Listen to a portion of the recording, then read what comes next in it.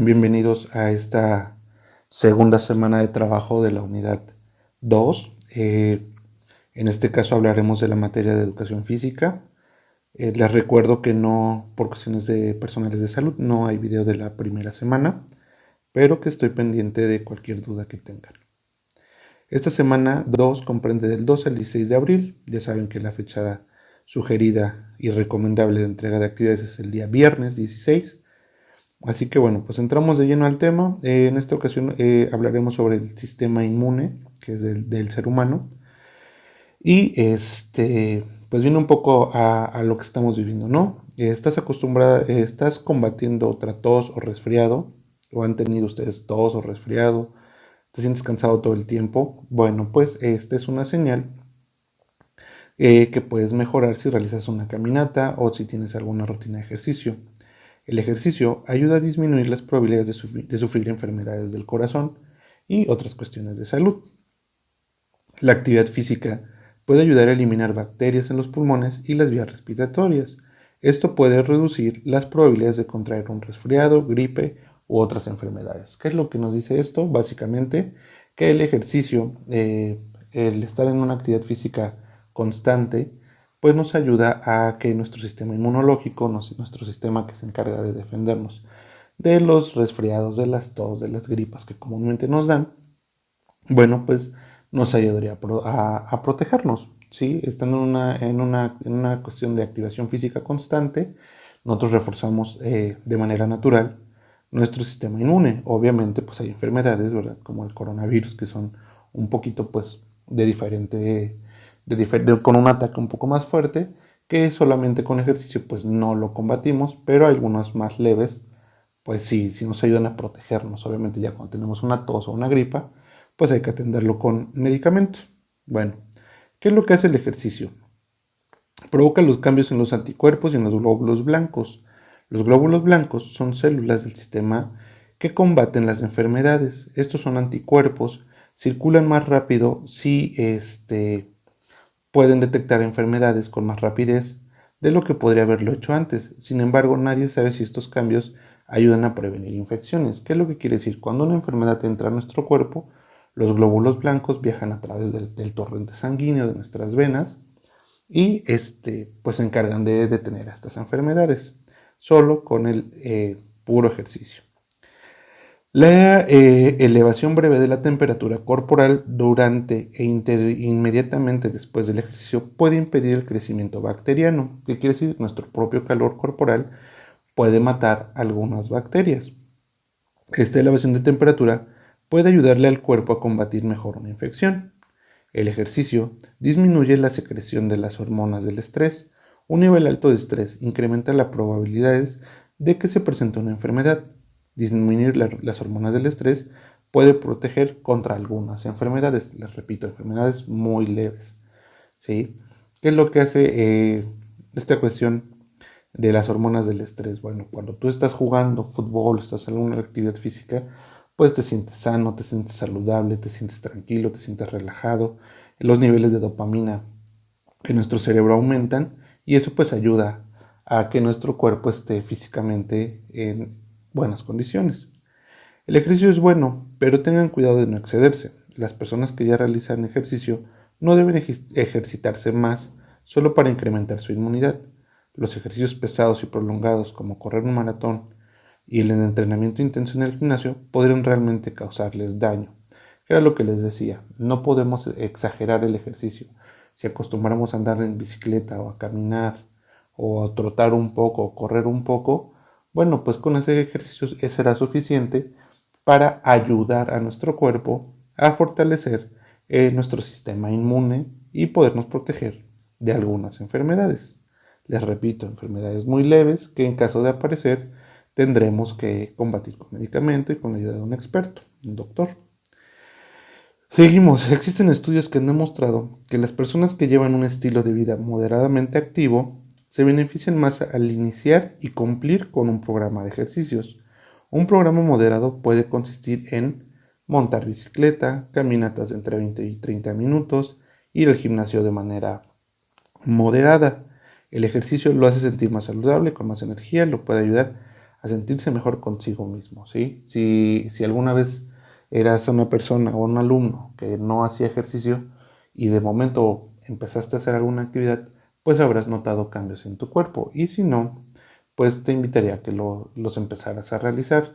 Y no me refiero a que ir al trabajo del campo sea un ejercicio. La verdad es que no es lo mismo. El desgaste físico del trabajo del campo puede ser excesivo en algunos casos y pues no les ayudaría mucho. Lo que se recomienda pues son los ejemplos que aquí hacemos donde realmente el cuerpo pasa de un estado de relajación a un estado de activación y de manera paulatina, no sin una sobrecarga de trabajo.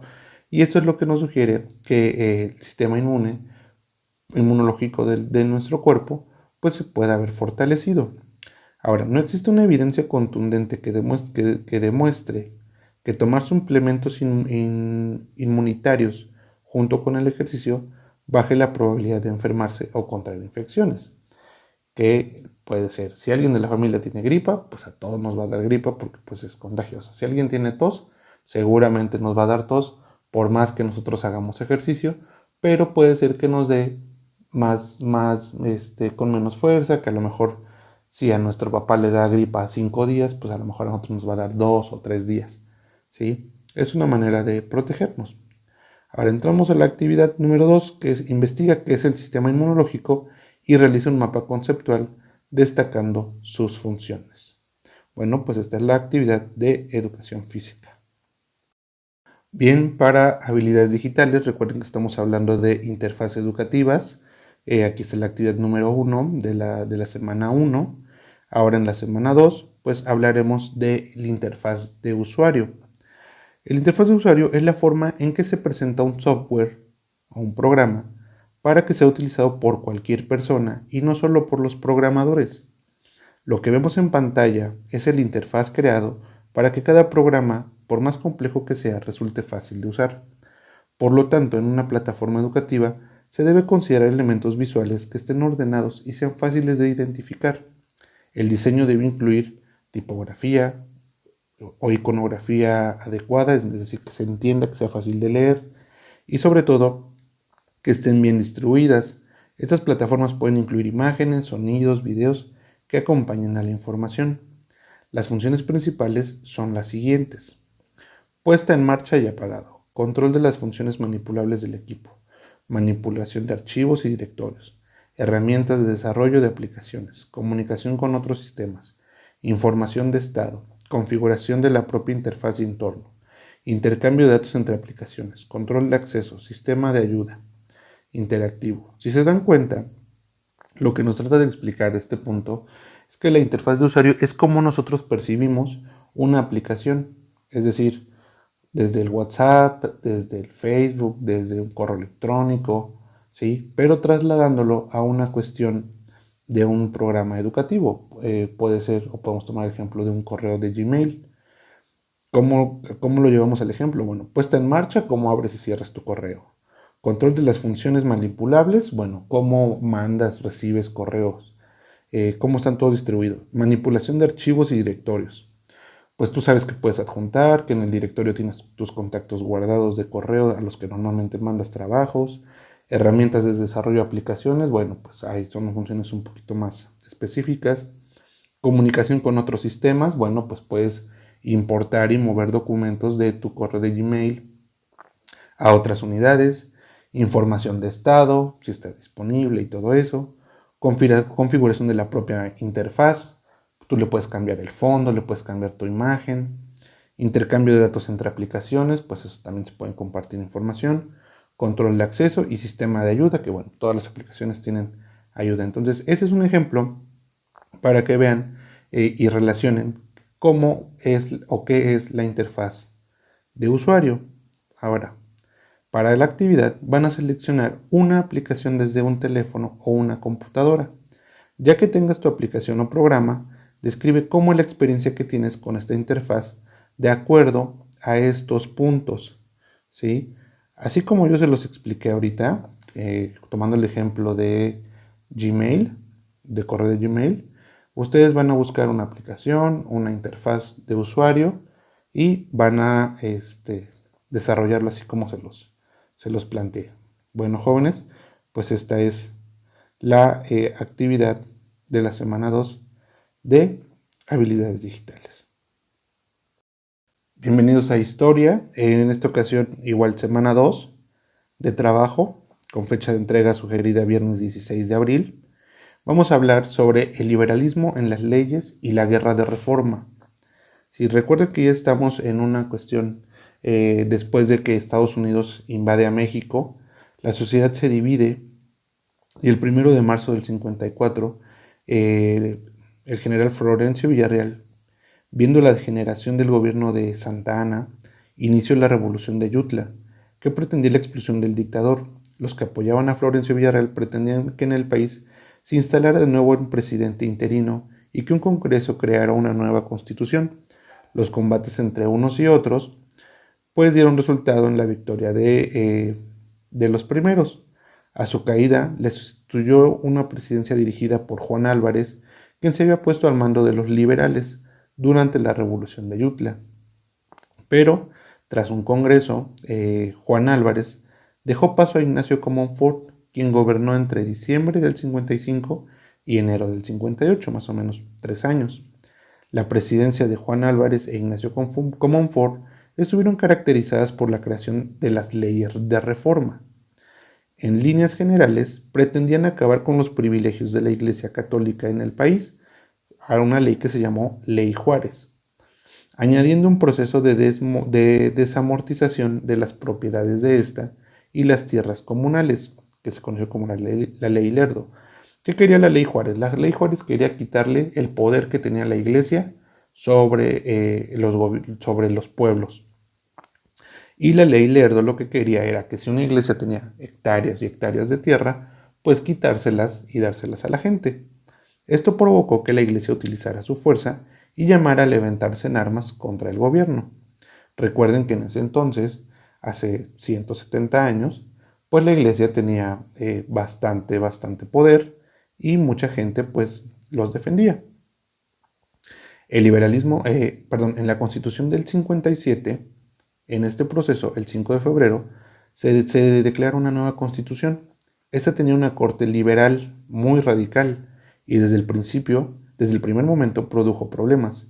Aparte de los procesos contra la iglesia y sus privilegios, la constitución añadía la libertad de culto y de enseñanza, así como construir en México una república federativa en 23 estados al estilo de Estados Unidos. ¿Qué quiere decir con esto de corte liberal y radical? Bueno, pues que ya no la iglesia se encargara de educar a los jóvenes, sino que tuvieran educación donde no se enseñara religión.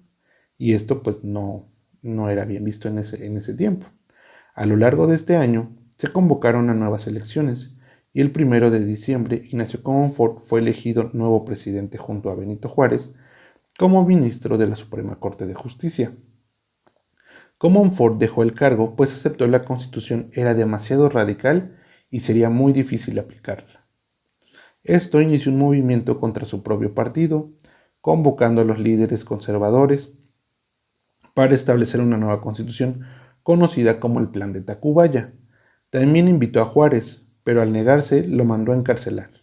Al darse cuenta Comonfort que ambos bandos no se ponían de acuerdo, echó para atrás su plan. Los conservadores eligieron al general Félix Zuluaga como presidente provisional.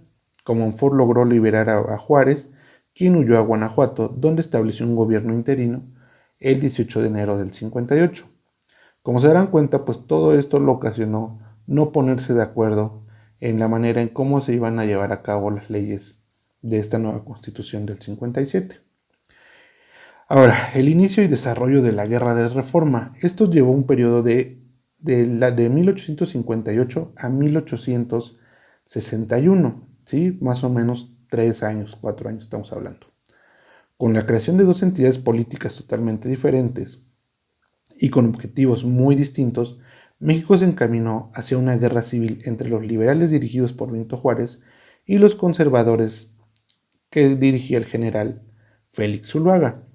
La primera etapa De ellas comenzó el inicio de las hostilidades en febrero y finalizaron 2 meses más tarde. En abril del 58, el ejército conservador, que estaba al mando del general Luis G. Osoyo, logró triunfos en los campos de batalla que por lo general estaban alejados de los centros de la población. La presidencia de Benito Juárez corre peligro y desde Guanajuato se traslada a Veracruz. Incluso tras una serie de derrotas, debe abandonar el país por temor a ser capturado. Finalizado este primer impulso conservador, se lleva a una situación de equilibrio y se pasa a la segunda etapa de la guerra, que se extiende desde mayo del 58 hasta junio del 70, la etapa más larga del conflicto. El gobierno liberal consigue un equilibrio de fuerzas frente a los conservadores.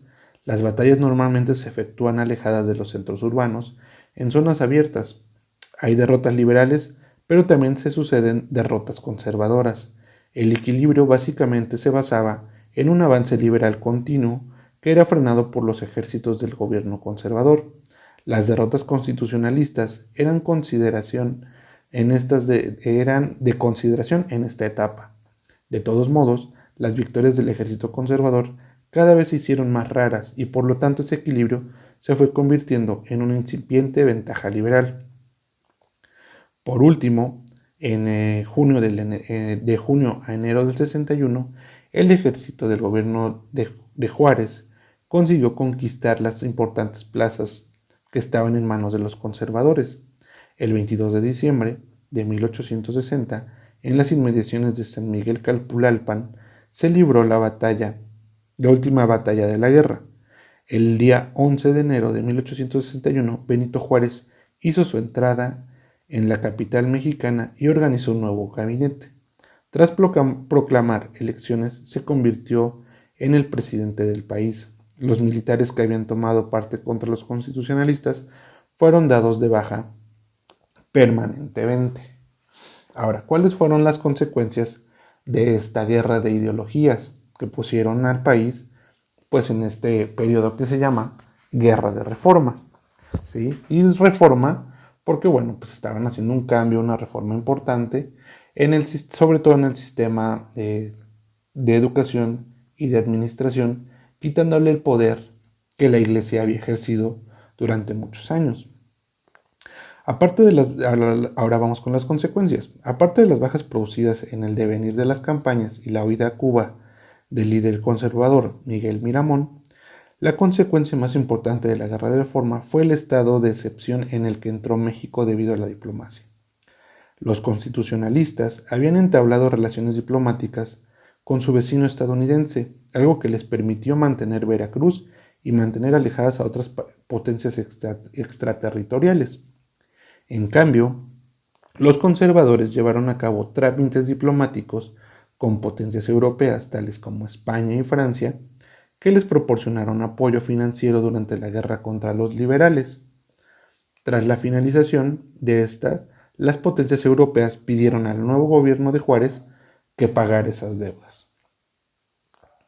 Entonces, como se darán cuenta, fue un periodo de mucho conflicto donde había guerras y más bien batallas por todo el territorio nacional a fin de defender una postura ideológica, ¿sí? Entre liberales encabezados por Juárez y los conservadores. Al final de la Guerra de Reforma, pues ganan los liberales, pero Juárez, el presidente Juárez tiene que pagar, o le cobran más bien, España, Francia e Inglaterra, los préstamos que habían pedido el gobierno conservador en turno. Ahora, para la actividad 2, vas a investigar cuáles fueron las principales leyes de reforma y las vas a enlistar de manera breve en tu libreta. Por último, llegamos al lenguaje y comunicación, igual misma semana de trabajo número 2. Ahora estaremos hablando de los textos narrativos. ¿Qué es una narración? Bueno, pues es el relato de hechos reales o imaginarios que le suceden a unos personajes. Así, cuando contamos algo que nos ha sucedido o hemos imaginado, tenemos que hacerlo según una estructura sobre el que se va montando todo lo que sucede en el relato. Las buenas narraciones suelen presentar los hechos de modo que se que se acepte, que se capte, y mantenga la atención de los destinatarios. En su forma más típica, las narraciones se estructuran de manera bastante sencilla. Y aquí tenemos un ejemplo. El marco narrativo es la primera parte del relato. En él se sitúan espacial y temporalmente los hechos. Se presentan los personajes que van a protagonizar la historia y se expone la situación inicial, que generalmente es una situación de equilibrio, es decir, no tiene mayor trascendencia un hecho u otro, puede ser una historia muy plana, ¿sí? Pero estamos dando ya un panorama de lo que vamos a contar. El acontecimiento inicial, ¿sí?, es el hecho que rompe el equilibrio original y desencadena el conflicto que dará lugar a la acción. Es decir, con esto comienzas tu historia. Algo tan básico como decir, salimos de casa, eso es un detonante de un acontecimiento inicial, ya que marcará el inicio de tu narrativa. Las acciones son las distintas actuaciones que los personajes llevan a cabo para resolver el conflicto planteado. Por ejemplo, salgo de casa, fuimos allá, nos topamos con esto, y toda la historia que ustedes quieran. La solución supone el paso a una situación final, es decir, a una nueva situación a la que se llega como consecuencia de las acciones de los personajes. ¿Qué pasa? Salimos de casa, fuimos a tal lado, nos pasó esto y en esto acabó, ¿sí? Como verán, es una cuestión muy, muy, muy simple, ya que cuando narramos normalmente lo hacemos en orden cronológico, es decir, cómo sucedían las cosas. Una buena narración ha de ser dinámica y mantener el interés del lector. Por eso es preciso realizar varias tareas. Primero, seleccionar los hechos que se narran. No hay que contarlo todo. Caracterizar adecuadamente a los personajes que intervienen, es decir, identificarlos perfectamente. Si son un niño y una niña, los protagonistas de la historia, pues es muy fácil identificarlos. Pero cuando tenemos personajes similares, como dos hermanas, dos hermanos, dos tíos, o cuestiones que se parezcan mucho, entonces ahí hay que separarlos muy bien, describirlos, describir su personalidad, para a la hora de escuchar o leer el texto narrativo podamos identificar a cada uno de los personajes. También se tienen que prestar mucha atención al diálogo y a la participación que tiene cada uno de ellos a la hora de ambientar los hechos en el tiempo y el espacio de manera que resulte pues verdad, que tenga todo lógica, que tenga sentido, y presentar acciones de forma ordenada y progresiva. Para elaborar una narración es necesario en primer lugar tener claro que el tema, la historia de un asesinato, la conquista del Polo Norte o un viaje al futuro. A partir de ahí el autor diseña sus personajes, elige los escenarios y traza un plan general de la obra. Imagina los hechos y las circunstancias más importantes y crea un esqueleto argumental, es decir, una pequeña estructura, que irá completando a lo largo del proceso de escritura. El inicio es fundamental en toda narración. De él depende que el lector siga leyendo y se interese por la obra. Tras él se desarrollan los distintos episodios que forman la trama. Puede ser un capítulo de inicio, 2, 3 capítulos de desarrollo, y al final, el final de la relación, de la narración, es también muy importante. En él se produce el desenlace de la acción. Puede ser abierto o cerrado, previsible o sorprendente, pero siempre tiene que resultar algo verosímil, algo creíble, ¿sí? Aunque sea una cuestión imaginaria, tiene que estar entonces dentro del contexto imaginario de la narración. Ahora, textos narrativos, tenemos varios elementos que se utilizan. Por ejemplo, el narrador puede ser interno. ¿Qué quiere decir con que sea interno? Que sea uno de los mismos personajes el que te vaya contando la historia. O externo, que sea un personaje o un narrador externo como tal que te vaya diciendo, érase una vez unos niños que iban para allá y para acá, ¿sí?